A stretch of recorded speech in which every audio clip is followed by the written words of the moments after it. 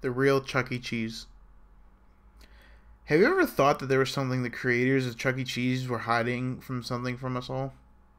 Or have you ever found something to be off about the place? Even the creepy robotic mascots that dance on stage? I didn't until I found out the truth about Chuck E. Cheese.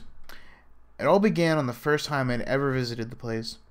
I was around the age of 5 or 6, so I was of course ecstatic to go.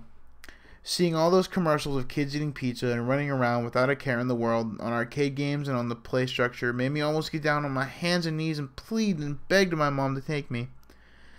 After finally getting her to break, she took me. I was the happiest kid in the whole world. My mom drove me just a few hours before evening, so maybe around 4:30 or so. I almost knocked over the woman at the door who gave you the little stamp on your hand, running ahead of my mom and bursting through the doors like a maniac child.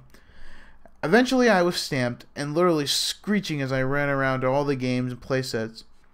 After a bit, I stumbled on to overdo a game like whack-a-mole, but with sharks, right by the staff-only room. One shark-whacking minute later, I won the game. Before I could squeal in success and collect my ticket, my ear caught the sound of something very strange going on near the staff-only room. I could hear someone say, "Test number 15 on mutated desk and scientists at the wall." I began to wonder what in the world they could be talking about. Maybe they were making a new game? Being so young, I had no idea at all what was actually going on in there. Being curious and feeling a bit interested, I pressed myself against the door and listened in as carefully as a 6-year-old could. I could hear them snapping at each other, things like, "What are we going to do with this beast?" and "Get it away from me!" A mumbled shout poured over whoever was in there, and replied with a louder, "We can't just kill that thing, it's a beast version of our own mascot." The talking stopped. I blinked for a second and pressed myself closer on the door.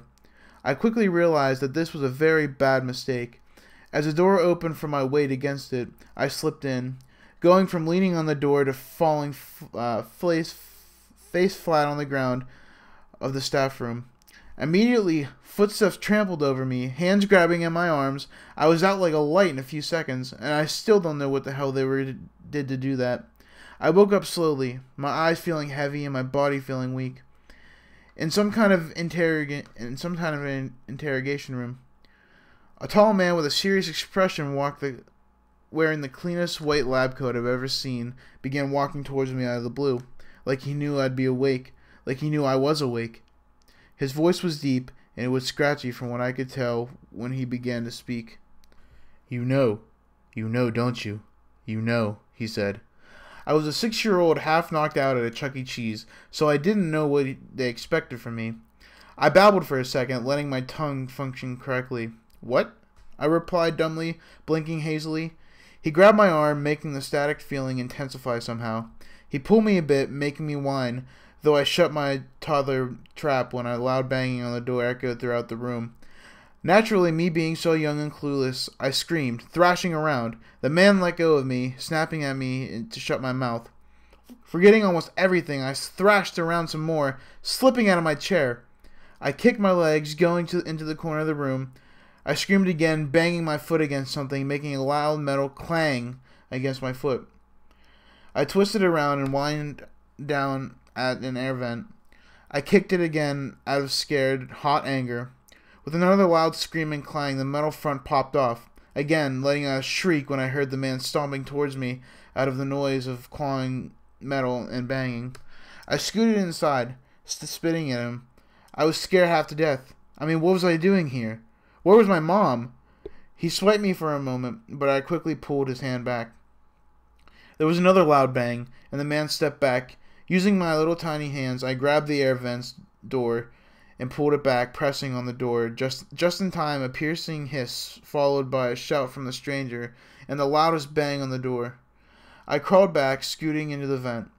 I had to leave. Even being so young, I knew I was in trouble. I hastily turned around with a bit of a struggle. I slowly crawling down the vent. A loud manly scream echoed through the vent, being followed by more. They were in unison with the sound of cracking and tearing, which I now know was flesh and bone from the stranger. I got out as fast as I could. A small light was around the corner. After a few minutes, and I stomped on it. The opening of the vent easily popped open. They really weren't paying attention to how tightly they were screwing on, were they?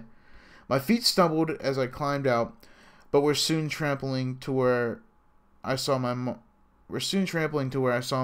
last, and she was still there. With a worried expression on her face, I ran up to her, hugging her tight. My eyes were now glazed with wet, hot tears. I wanted to go home. I wanted to go home. I want to go home, I whined and complained. My mother gave me a strange look, but put a finger on my cheek. You must be tired, sweetheart, she cooed, picking me up. I clenched my small fist, holding it tightly onto her shirt. We walked out of the building, me being oh so lovingly carried to the car. A distant whir of silence in the distance became a bit louder and louder, and the police cars pulled into the large parking lot and skidded to a halt in front of the once amazing and fun Chuck E. Cheese. My mother almost ran to the car and quickly buckled me into my car seat. A couple of hours later, home and safe that night, I walked out of my room to get some water before I went to bed, a habit of me trying to procrastinate so I didn't have to sleep, and my mother was watching the news. The reporter was talking about some kind of mutated rat coming out of Chuck E. Cheese and disappearing down the hallways. So what happened to the real Chuck E. Cheese?